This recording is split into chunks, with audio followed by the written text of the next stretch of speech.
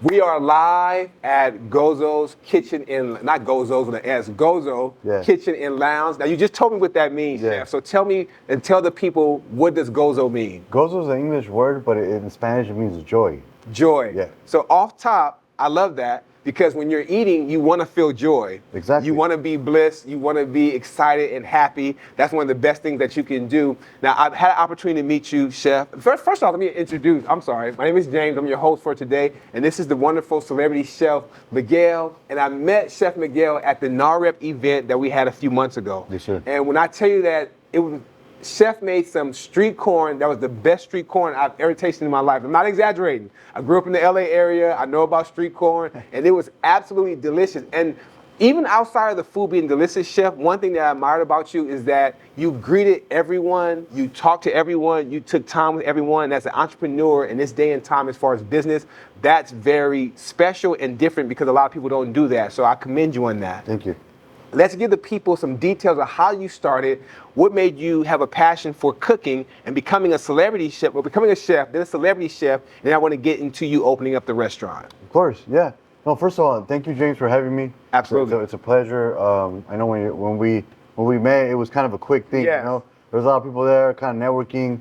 But thank you for following up with me and you know, having you guys here at the restaurant. Absolutely. So just to kind of go back to what you said, I started in the industry at a young age. Okay. After high school, you know, everybody was like, "What's next for me?" You know, we go look for a job, you know, and I didn't want to go work at a fast food or a retail store. So right. I went to go apply at a hometown buffet. Oh wow. Yeah, and they gave me an opportunity to be a salad boy. Okay. Clean salad, restock all that. Did that for about 4 weeks roughly. I was like, I don't want to do this. I was more growing up in a Mexican household. It was very fast paced, you know. You know, mom and dad always had shorts for us, or you know, on holiday breaks from school, I would always go work with my dad. So I was always in a fast paced environment, right, where I didn't want to go stand behind a register and ring people in or clean little salads. So I was like, you got something different? He's like, yeah, we got a dishwashing position. So I was like, all right, I'll try that out. So I went back there, and 18 years later, I never came out. I never came back out. I mean, I fell in love with the kitchen, with the atmosphere, with the fast-paced environment, the screaming, the you know, kind of everything. Order up, let's get this going. Exactly. We need to get this done. The kitchen lingo, all that. You know, it kind of just this career really fell into my lap. Okay. I fell into it, and now I made it my passion after a couple of years, and I realized that this is what I want to do for the rest of my life, and it's worked out. Okay. Yeah. Now, out of all the different positions that you have in a restaurant, like you said, you start with the salad and they put you in the kitchen. Mm-hmm. What made you say, you know what, I want to learn how to bake salmon, or I want to learn how to cook filet mignon? What brought you to that aspect in the kitchen to get your passion going? Was it because of your parents that you just talked about, or what drew you to that part as far as cooking? It was just like a journey of different restaurants and different facilities that I worked in. I worked in restaurants, sports bars, living centers, hospitals, hotels, and a little bit of everything kind of pushed me to where, okay, how am I going to distinguish myself as a chef? Got it. You know, especially being Latino, I wanted to make myself different, not focus on Mexican food, right, or Hispanic food. I wanted to give myself a twist. I honestly compared myself with Gordon Ramsay, Bobby Flay. You know, you got the Hispanic chef Aaron Sanchez as well. Right. I always told myself, I want to be where they're at. Okay. There's nothing different that for me to them. I feel like I can get there. I can cook that type of food. You know, give the audience good food, simple recipes, simple seasonings, good cooking techniques, but give it my Latin twist. Okay. And that's kind of what I started doing, and I ventured off from everything I just mentioned to open up my first business at 24 years old, which was a catering business. Okay. I had Reyes Catering for about 5-6 years.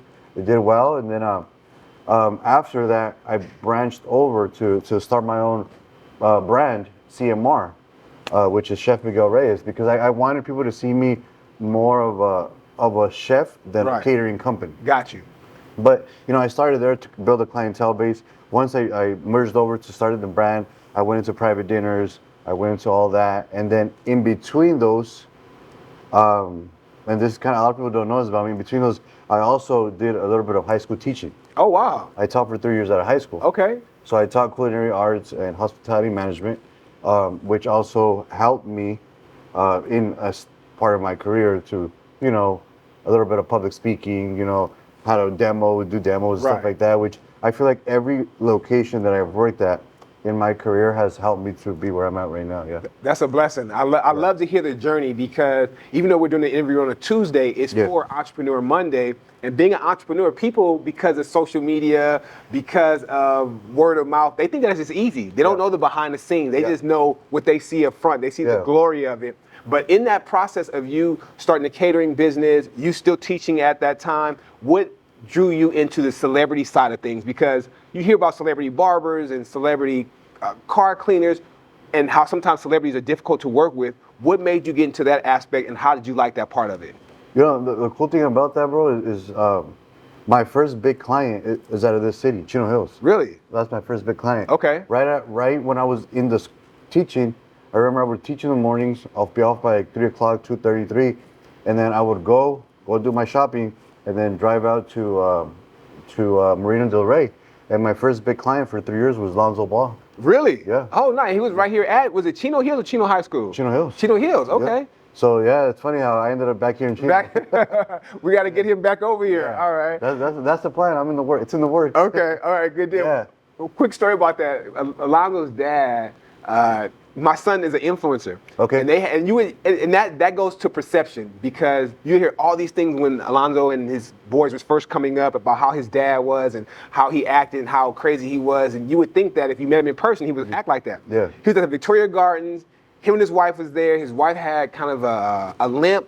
Long story short, my son does a video with him and ends up on World Star, and the man was the most polite man that you would ever meet, and his wife was absolutely wonderful. Yeah. So I'm saying all that to say, never look at the perception in media. Look at what the reality is when you actually meet someone. Yeah, I was able to cook for the Ball family for a while. That's good. A couple times. I was most focused with Alonzo. Okay. But you know, beautiful family. Absolutely. Yeah. So now in that process, did that make you want to continue to work with more celebrities, or how did that work for you once you got a taste of that? I think that right after that, I said that's actually where I started private dinners, because of his manager. Okay. His manager, I think one time contacted me. I wasn't doing private dinners yet. I was still doing caterings, and I was still teaching.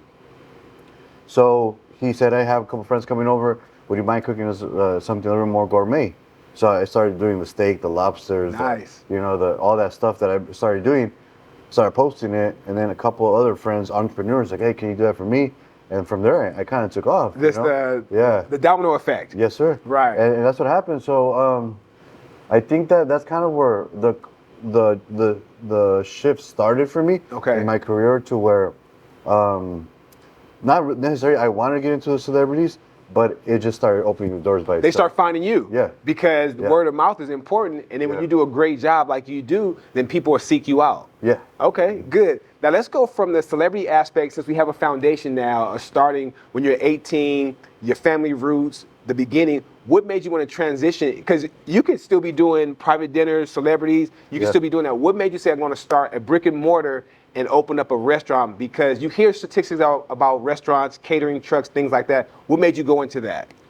Honestly, it's a funny story, because my whole life I came out of restaurants. Okay. I came out of dishwashing prep. That was the beginning of me into the industry. And I told myself I will never go back to a restaurant. That restaurant life is very, it's very demanding. Right. Right. Obviously the whole industry as itself. But when I did the caterings and the private dinners, I had more flexibility with my schedule. Gotcha. Right. Because I was doing very well, so I was only working 2 to 3 times a week. You know, if I wanted to take a day off, I had that flexibility. Right. Which I probably still can right now. But coming back to the restaurant industry, I wanted to be able to give, number one, honestly, I opened up the restaurant not honestly for myself. I really wanted to be able to give the employees, people working here, an opportunity to come back home and put food on the table for their families. Nice. Because I started to realize that when I was running the other businesses, I had a pretty big staff, and I would like to hear the stories like, oh, you know, today I paid X, Y, and Z my bills, or I did this, or I took my mom to dinner with the money that we made here. You know what I'm saying? So I was like, look, I can open a location and be able to give the people in the back, the cooks, the chefs, the servers, bartenders, opportunity for employment, number one, and then opportunity for personal growth and and business growth as well. And then it just kind of started to branch off, you know. Okay. That's where I started to kind of branch off and see the bigger picture. I'm like, all right, maybe opening up a restaurant it's a good move, and let's see where this takes us. Okay, yeah. That's good. Now let's talk about a little bit of how did you come up with the name first? We know that Gozo means joy in English, which is wonderful. What gave you the mindset for that name? Because you could have picked any name. You could have put Chef Miguel, Celebrity Chef, to be on the marquee. Yeah. What made you give it joy? Joy, it's simple because I remember people would always ask you, what's your favorite thing about cooking? Okay. Being a chef, I can say, oh, it's making the filet or making a pasta. For me, it was more coming from a private dinner point of view, seeing the people joyful while, you know, I was back there cooking their meals, or, you know, holiday or Christmas parties, or even birthday parties, and everybody was just having a good time. Besides the food, it was always a vibe at everybody's different houses. Right. It was a different vibe, and I think that's what I saw. Like, I like to see people happy and joyful, and that's why I picked the name. I like that. Yeah. That's good. Now, the entrepreneur side of it, anybody who's looking to get into the restaurant business or to open up or become a chef, whether it be a regular chef, celebrity chef, what advice could you give them about starting a business? Because some people say, well, it's the economy, or it's the time, or it's the... People come and make up with a lot of excuses. Yeah. However, you persevered through it. You made this happen. We're right here in your restaurant right now. What advice could you give to any entrepreneurs who want to start a restaurant business? I think number one, no matter what industry you're in, always start from the bottom. Gotcha. Always, you know, don't try to skip the steps. Skip the steps, right. Or skip the chapters, and be like, okay, I mean, I learned I know how to make a couple dishes. I'm gonna jump into doing caterings or private dinners or a food truck, which, I mean, I like the being ambitious and you're gonna throw yourself in doing it. Right. But there's a lot more to it. You gotta learn a little bit more than just a couple dishes. You gotta learn a little bit of finances, how to run a team, kitchen finances.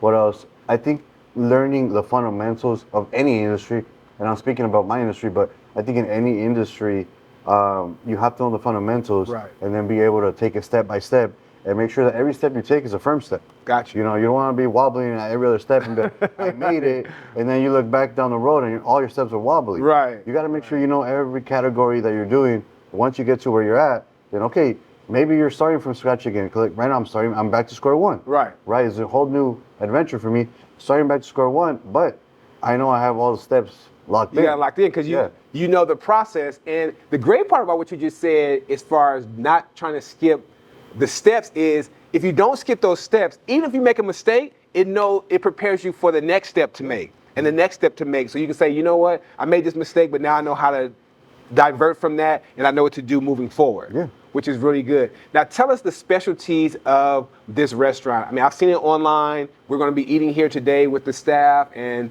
the marketing team. What is the premium part of the restaurant that you want people to know when they come in here? Besides, let me just say that when we came in, I have yet to go to a restaurant where the hostess opens the door for us. Yeah. And it wasn't because we had a lot of bags. That was just a wonderful way to be greeted on that level. So I appreciate your staff members for that, and that kind of consideration goes a long way. And I want the people to know, when you are respected at any eatery that you go to because someone's cooking your food, that says a lot. Yeah. So thank you for that. Appreciate that. Thank you. And that wasn't just because I don't think she knew who we were. Yeah. So that wasn't because like, oh, that's the, no, that was just genuine empathy, and that goes a long way. Mm-hmm.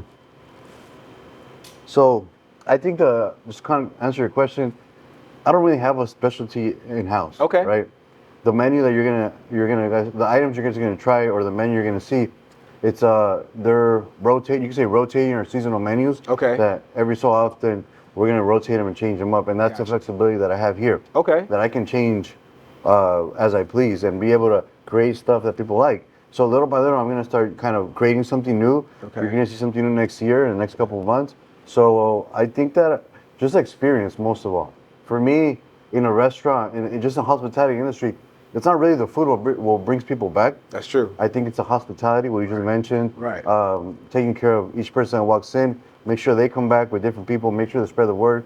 And then for me, it's like the food is the cherry on top. Right. It's kind of just locked everything in. But honestly, the experience, you know, it's stuff that you see here, you might see it at other restaurants. Right. But it's more of a little bit different because of Latin twist. You got tomahawks, the filet, we have the pastas, We have just some vegan options, you know, and also I have had customers come in that, you know, they like a certain dish, but they don't eat that type of food, that type of protein. So I just kind of switch it up using the same stuff around it. I switch it up and I make something for them, you know, on the spot. Oh, wow. Yeah. And here's the other great part that I like about the restaurant. We have the opportunity to watch you cook. People can see you cooking there as well, can't they? Yeah, and that's kind of what I wanted. Okay. I created, I think, we didn't really touch the detail yet, but this location was a pizza parlor before. It was like a sports bar pizza spot. And I was able to make it into my vision, change it up, give it an open kitchen concept for the same reason that I wanted to keep every customer, every ex-client that I had with the same vision. You know, if I was cooking at their home, they were able to come up and say hi to me, record, see what I'm doing, see that everything is made fresh, give them the same experience here at GOZO. Got it. And that's one thing that's very important. When you go to, let's say, certain restaurants, like a 5-star Michelin restaurant, you have to pay an enormous amount of money to see that type of cooking being done, or to meet the chef, to greet the chef. You get that right here when you come in the door. Yeah. You get a chance to see it. And one thing about food nowadays, people that handle your food, you want to know who they are. You want to know that they're respectable. You want to know that they're doing a great job. And you do all the above plus some. So not only this is a place to get great food, it's an experience. Mm-hmm. And that's what I want the people to know. It's an experience to eat here. How often can you say, unless you go on, you know how the mafia back in the day, you watch the movie, they clear a restaurant, me and my girl gonna come in, and it's not often you get a chance to meet the chef. And I see you constantly taking pictures with your patrons over at the wall. We're gonna get a picture too with the marketing team and us. But when you have that type of energy and spirit and vibe along with delicious food, it's unmatched anywhere. It really is. Yeah, and that goes back to what I just mentioned, the experience.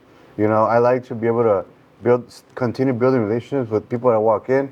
I just Sunday morning we had a couple come in and we clicked right away. Okay. You know what I mean? The server even told me, like, oh, I thought you guys were friends. Like, no, we just met right now. That's good. I'm able to connect with people and be able to give them that experience where, like, okay, this is more than just a restaurant. Like, this is family, you know? Absolutely. And I have the same thing, the same atmosphere with the employees. Like, I don't want them to see me as an owner and their employees. We're just a family. Right. Trying to give other people a good time. I love that. Yeah. Now tell me about the future for the restaurant. Would you like to branch off and have them in other cities? Where would you like to go as a business owner and entrepreneur as far as the foundation that you're starting again? Yeah, the goal is definitely to branch out. Okay. You know, maybe not as a franchise, maybe not as a, you can say later on a corporation. Got it. It was more of a different concept in different cities. Okay. With the same fundamentals that we're starting here. Got it. So this is kind of like the starter. Right. And all I'm gonna do is just copy and paste to different locations. Okay. Same principle, same everything, same,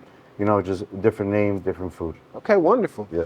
Well, everybody's not gonna get the chef. So until then, I need you all to come in and patronize. We're going into the holiday seasons, Thanksgiving, Christmas dinners, Christmas parties. If you want a nice day, if I'm going on a nice date night, and I've been dating you for a while, I'm coming to see the chef. Yeah. Because I'm gonna make it seem like I already know the chef more than I know him. I'm like, oh, chef, what's up? Like, oh yeah, this is my girl, so and so. And they're like, oh, you know the chef? Like, oh yeah, me and the chef go way back. I'm just saying, I'm giving you some free game here on what you can do. But family, date night, friends, I plan on doing something for our office, Remax Champions, to come on over. I remember my broker, Jennifer, she loved the food as well, and she's very conscious on what she eats, so I think that would be great. Okay. I want everyone to come out and support. We're going to have some of the happy hour after we get done with the interview. And Chef, thank you for your time. Of course. I know that you have a lot to do, so the fact that you made it for me after all this time, I'm greatly appreciative of that. And I want people to come out and support, but I really want you to know that you're dealing with a real celebrity chef who can get down in the kitchen. Is not frozen,